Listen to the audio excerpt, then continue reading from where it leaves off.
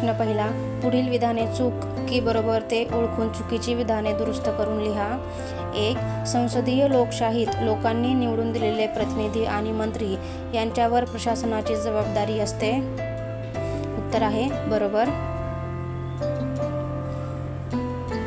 2. केंद्रीय लोकसेवा आयोग UPSC महाराष्ट्रातील सनदी सेवांसाठी स्पर्धा परीक्षेद्वारे उमेदवार निवडतात.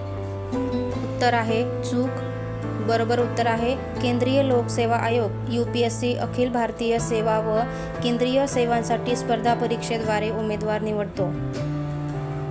प्रश्न दुसरा, पुढील विधानेचं कारण स्पष्ट करा.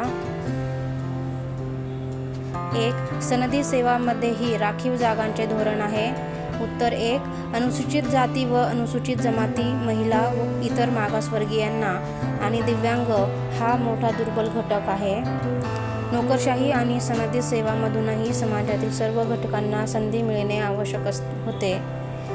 सामाजिक विषमतेमुळे दुर्बल घटक सनदी सेवेतील संधीपासून वंचित राहू नयेत म्हणून सनदी सेवांमध्येही राखीव जागांच्या धोरणांची तरतूद करण्यात आली आहे. 2. सनदी सेवकांनी राजकीयदृष्ट्या तटस्थ असणे गरजेचे आहे, कारण लोकशाहीमध्ये दर 5 वर्षांनी नवीन सरकार सत्तेत येते, परंतु नोकरशाही कायम असते. आधीच्या व नवीन शासनाच्या धोरणांची अंमलबजावणी नोकरशाहीने त्याच कार्यक्षमतेने व निष्ठेने करणे अपेक्षित आहे. 3. सनदी सेवकांनी राजकीय भूमिका घ्यायच्या नाहीत अथवा आपल्या राजकीय मतांनुसार काम करायचे नाही. 4. सनदी सेवकांनी राजकीयदृष्ट्या प्रेरित होऊन काम केल्यास कामकाजात अडथळा निर्माण होईल म्हणून सनदी सेवकांनी राजकीयदृष्ट्या तटस्थ असणे गरजेचे असते. प्रश्न तिसरा, खालील प्रश्नांची 25 ते 30 शब्दात उत्तरे लिहा. 1 आहे, खात्याचा कारभार कार्यक्षमतेने चालण्यामागील मंत्री व सनदी सेवकांची भूमिका स्पष्ट करा. उत्तर आहे, मंत्री व खात्याचे सनदी सेवक यांच्यातील संबंध परस्परपूरक असल्यास त्या कोणत्याही खात्याचा कारभार कार्यक्षमतेने चालतो. 1. खात्यासंबंधी निर्णय मंत्री घेतात, परंतु त्यांना निर्णय घेण्यासाठी आवश्यक ती सर्व माहिती सनदी सेवक देतात. 2. सनदी सेवकांचे अर्थात नोकरशाहीचे माहितीवर पूर्ण नियंत्रण असते. 3. एखाद्या योजनेसाठी किती आर्थिक तरतूद उपलब्ध आहे हे सनदी सेवकच सांगू शकतात. 4. धोरणांच्या यशापयशाचा इतिहासही त्यांना माहीत असतो. नंबर 5. त्यामुळे मंत्री मोठ्या प्रमाणावर सनदी सेवकांवर अवलंबून असतात.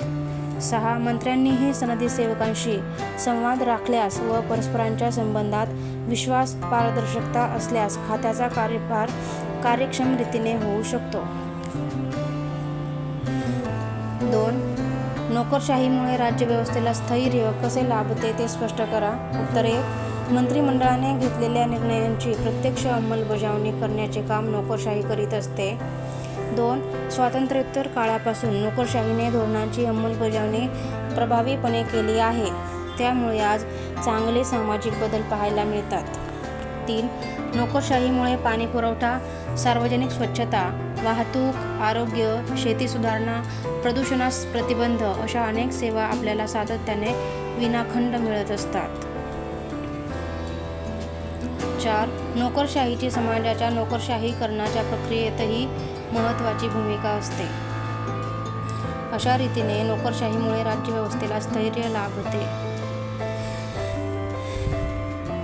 पुढील संकल्पना चित्र पूर्ण करा. सनदी सेवांचे प्रकार. उत्तर, अखिल भारतीय सेवा यामध्ये येतात भारतीय पोलीस सेवा व भारतीय वन सेवा. केंद्रीय सेवा यामध्ये भारतीय विदेश सेवा आणि भारतीय महसूल सेवा यांचा समावेश होतो, तर राज्य सेवा यामध्ये गटविकास अधिकारी तहसीलदार यांचा समावेश होतो.